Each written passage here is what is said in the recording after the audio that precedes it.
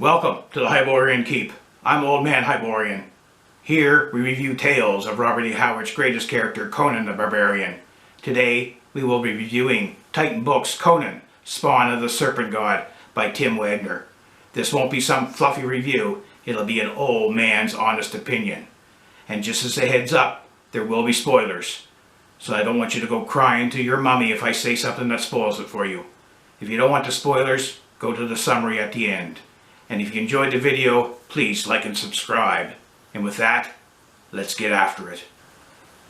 Conan, Spawn of the Serpent God, a Scourge of the Serpent novel by Tim Waggoner. The dust jacket, I'm not a fan of that art. Titan Books is sticking with that type of a theme. Some people like it, but personally, it's not for me.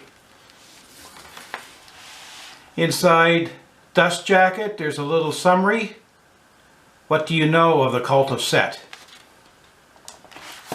And the back dust jacket has a little write-up about Tim Waggoner.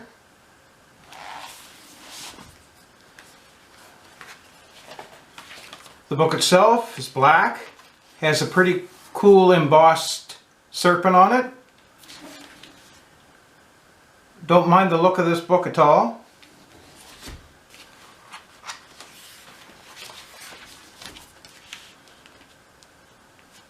This is a two-part book, which I didn't mind. Part 1 happens shortly after the Tower of the Elephant, and Part 2 happens 15 years later.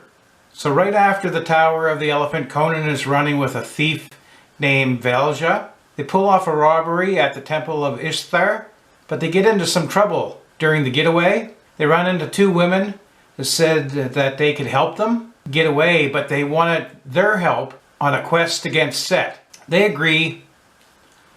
One of the women is a shaman. Her name is Anot. And she uses magic to get Conan and Velja away. Conan's not too thrilled by that.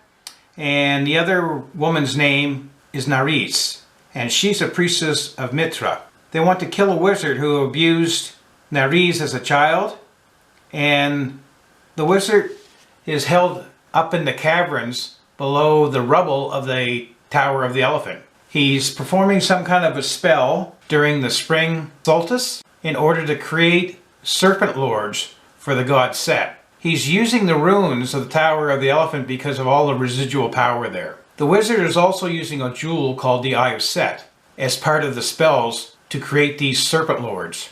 The group goes in and spoils the wizard's spell, but the shaman and the priestess get bit by a serpent, and Conan's partner gets injured in a way that makes her dead, but still alive, more or less a zombie.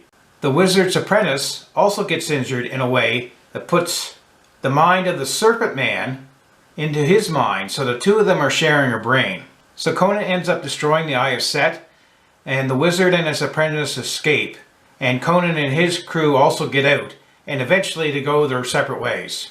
15 years later, Conan is working as a guard for a caravan, and him and a fellow guard, they foil a robbery of the caravan. The fellow guard is from Kiete, and he is cursed by his god, and he's 200 years old. Just before the attack on the caravan, Conan has a vision from the god Ishtar, telling him to go to the town of Sharhelm. So he does with his new friend. Meanwhile, the priestess was running a temple of Mitra in the town of Sharhelm, even though she no longer is a believer of Mitra just because of what happened at the attack at the Tower of the Elephant. Now the shaman is living in the mountains with a group of non-humans, and she gets a message from the mountain to go to Shalhem. Now Conan's old lover and thief buddy Velja, who is a zombie, is now in a place called Ravenhold, a castle that has scholars and magicians, and they guard a bunch of magical objects and creatures that were created by evil sorcerers. So one of the occupants of Ravenhold is a follower of Set. Her name is called Rhaenithia, and she finds out the second Eye of Set is in Ravenhold. So she goes and tells the wizard. The wizard and his apprentice, Rhaenithia, go to Ravenhold and take it over. During the attack, Velja escapes, and then she works her way to Sharhelm. So it ends up that Conan, Velja, Hainaut, and Nerys all end up in this small town of Sharhelm a few days before the spring solstice. And now they know that the wizard is trying to create a race of Serpent Lords to take over the world for Set. So they come up with a plan that they're going to go to Ravenhold to battle the wizard and prevent him from creating these Serpent Lords. They eventually win the day with a lot of weird things happening leading up to and during and after the battle. I'm not going to go into too much detail so I don't totally spoil it, but at the end of the day, Conan and his crew is victorious. The things I liked. It was 2 parts, so I liked the 2 short stories. I think Conan's best stories are the ones that are the length of a novella. As far as Waggoner, he goes to great effort to build the characters, which I appreciated. Waggoner also writes some pretty decent battle scenes. Now the book, it was marketed as a Scourge of the Serpent novel, and it did meet that expectation, with the main vocal point being Set, and it also includes Serpent Men. So that's kind of in line with the Titan Comics miniseries, Scourge of the Serpent. Now things that I did not like. Waggoner must have mentioned every country in the Hyborian Age, and every race of people shows up during the story, and most of the gods. To me, that distracted from the story. It's as if he was trying to force you to believe he understands the Hyborian Age. It didn't really have a flow or feel natural. Also, I didn't care for all the past references on other Conan stories. One would have been okay. Didn't mind the Tower of the Elephant reference. That was pretty cool. However, there were aspects of rogues in the house, and there was also a hint towards Elsprague de Camp's Conan and the Spider God. Just seems like that was a little bit too much. If he would have just stuck to the Tower of the Elephant reference, I think I would have been fine with that. One other thing is because of all the character building, Conan was not in the story a great deal. It seemed to me that the wizard was the primary character. Another thing is that I'm still not liking that Set is depicted as a female. Howard never said Set was a female in the Conan stories, so that's probably just a me thing. However, Howard did say Istar was a female, and Waggoner tries to explain that Istar could be male as well as female.